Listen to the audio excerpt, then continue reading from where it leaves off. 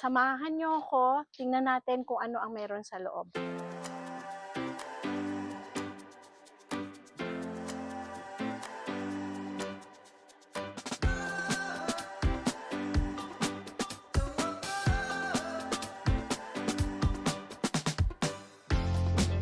Nandito tayo ngayon sa Blue Whale Mission of Our Lady INC and papasukin natin yung loob. Titingnan po natin yung mga facilities nila dito. Ha? Dali, samahan niyo ako.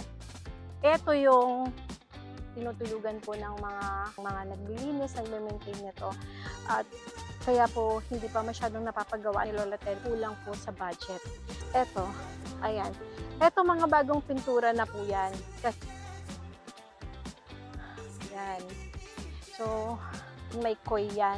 Pero ngayon, ang nakalagay na lang po is palaka. Kasi hindi na masyadong naaayusan. Yan. Ang ganda ng loob. Napakahimik. Makakapag-isip ka talaga na maigi. So, tingnan nyo naman. Pati sa pintuan may cross. Yan. O, diba? Dito naman tayo sa loob. Titingnan natin yung mga murals na nasa wall. Ang gaganda, grabe. Si Brolio namamasyal na. Brolio! Isa daw po siya sa host namin. Lahat to guys ay property ni Lola Terry. Wala talaga siyang itinira na para sa kanya. At ito ay ibinigay niya na sa Blue Whale Mission of Our Lady. Ito yung murals. Ayan. Ito.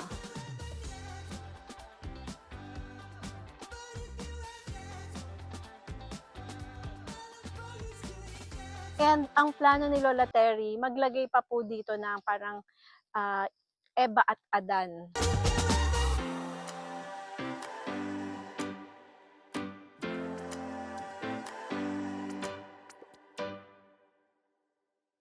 Puntahan po natin ngayon yung kwarto ng mga lolas. Ito po yung loob ng parang pinakasala po ng mga lolas natin. Ayan, meron din naman silang ceiling fan. At ito po yung receiving area nila na kapag may bisita, pwede pong pumunta dito, pwedeng dumalaw dito. At may mga, ito pong may parang division na yan, ay kwarto po nung mga caregiver na nag-alaga po sa mga lolas natin. Yan po yung tinutulugan nila kapag may stay in. And kahit papano po ay hindi naman mainit yung loob nito at talagang presko dahil nga po mapuno naman yung paligid. At ang mga lolas, masisigurado natin na talagang safe sila dito dahil meron po talagang 24/7 na nag-aalaga sa kanila.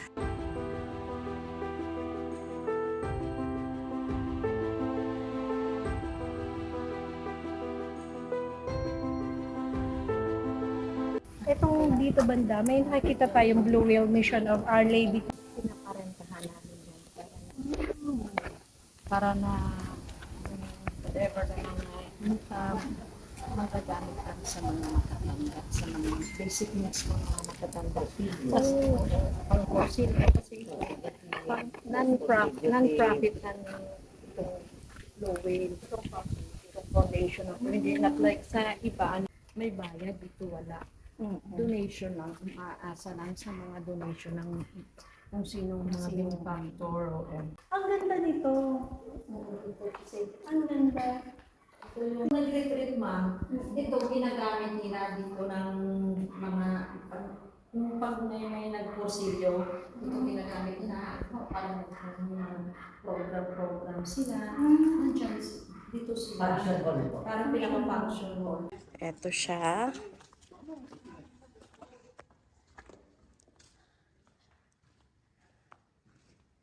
Ito yung Blue Whale na may nakasakay na Mama Mary. Yan po talaga yung kanilang logo. Ito yung function hall at dito po kami nag-celebrate kapag may mga occasions. Yan. So, pwede din tayo dyan. If ever may gustong pumunta dito or pwedeng may mga birthdays kayong gustong i-celebrate or okasyon, pwede kayo dito. And dito sa taas, meron tayo ditong kwarto. Akyatin natin guys yung room dito sa itaas. Ito po yung pinagpapahingahan ng mga pare kapag meron po silang mass dito sa Blue Whale. Kaya kung sakali man pong walang bakanting kwarto doon sa dormitory nila, dito po pwedeng magstay yung pari natin. Ito yung pinakasala niya, napakaluwag. Ito po yung room. Ayan din yung CR niya. Pwede din kayong pumunta at magstay overnight or kahit ilang araw pa. Papakita namin sa inyo. At ito yung kitchen, ano? Ito yung pinaka-kitchen. Dito kami nagpe-prepare ng mga pagkain. Walang problema kung meron kayong event na gustong i-celebrate at hindi na rin masyadong mahal yung presyo. Puro puno yan. Hindi mo kailangan ng aircon, hindi mo kailangan ng electric fan. Mga puno pa lang. Ang saya na. Kasi ang lamig talaga. Ay, wow! Ang dami palang bed. Ang dami niyang bed. So, pagka pumunta kayo dito at meron kayong nag-retreat kayo, pwede kayo dito magstay ng kahit ilang araw. So, ayan. At syempre, dahil hindi po ngayon ginagamit, kaya hindi siya nakaset up. Pero kapag ka po yan gagamitin at mag-overnight kayo or magstay kayo dito, aayusan po natin yan. At pagagandahin, lagyan natin ng bed cover, at mga unan, at saka kumot, ayan. So, eto another space pa din. Grabe, ang dami palang bed. Dami pala, no? 70 packs. Ang galing, ano? So, ibig sabihin, kapag ka may magre-rent dito, okay lang na kahit mga ilang days sila magstay. Yung mga katulad po ng kursilyo. Kursilyo. Tingnan natin CR. Oh, dami ah. Ang dami rin palang CR. Ang ganda at ang daming CR. So, hindi mag-aagawan ang mga Oh, maganda rin guys. Oh. Oh, diba? Tapos aircon din. Oh, diba? So, saan yung daan ng kusina? Ayun. So, puntahan natin yung kitchen kasi kung mag-stay kayo dito at gusto nyong makatipid, syempre, ang pipiliin nyo is magluto. Oh, wow! Ang luwag ng kitchen natin at pwede kayong mag-ihaw, guys. May sarili siyang ihawan dito. And eto, so pagka magluluto kayo, syempre, pag meron pong mag-stay dito, lilinisin po ito, aayusin, lalagyan ng mga gamit. Lagyan po ng bed. Oo, at lahat ng gamit na kakailanganin nyo po ay i-ready naman namin para meron kayong magagamit. Napakatahimik nung lugar.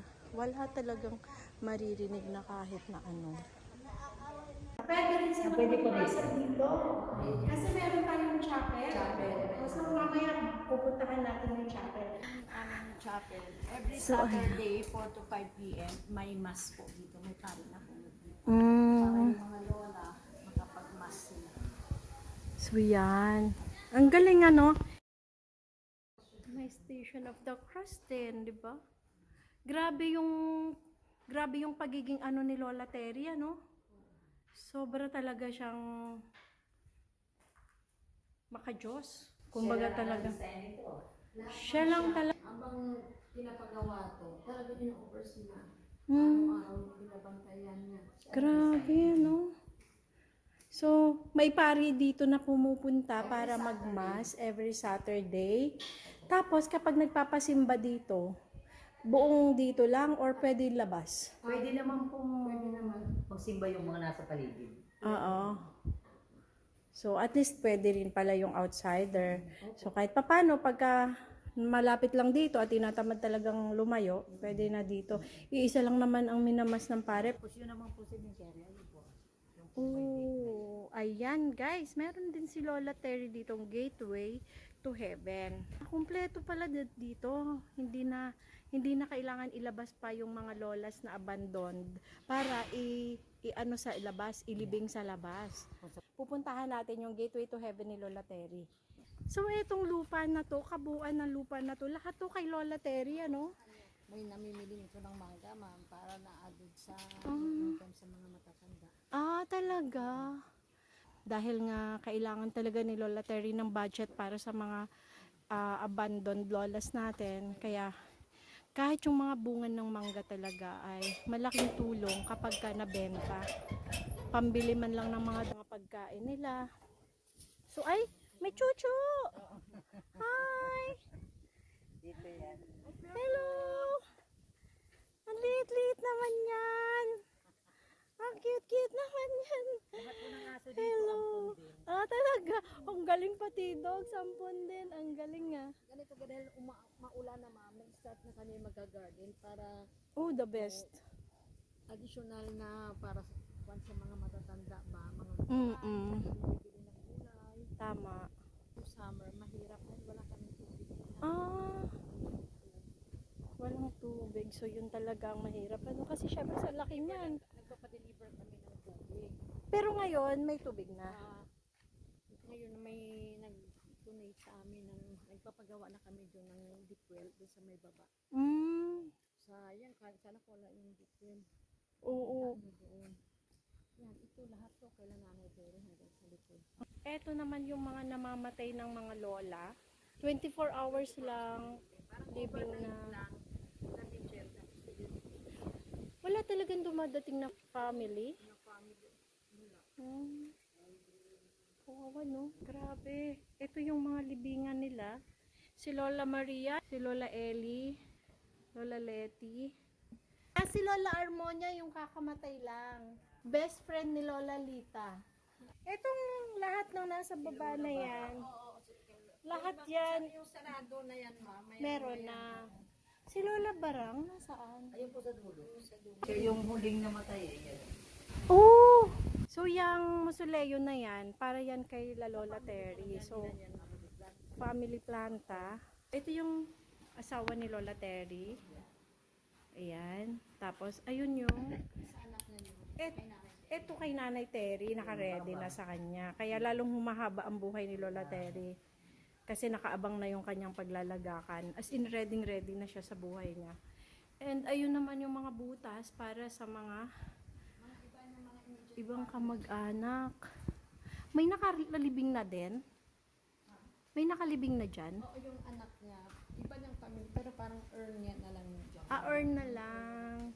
After po namin ipasilip sa inyo ang mga facilities ng Blue Whale Mission, makikipagkwentuhan naman tayo kay Lola Teresita Planta para kahit papano ay makilala pa natin ng husto si Lola Terry.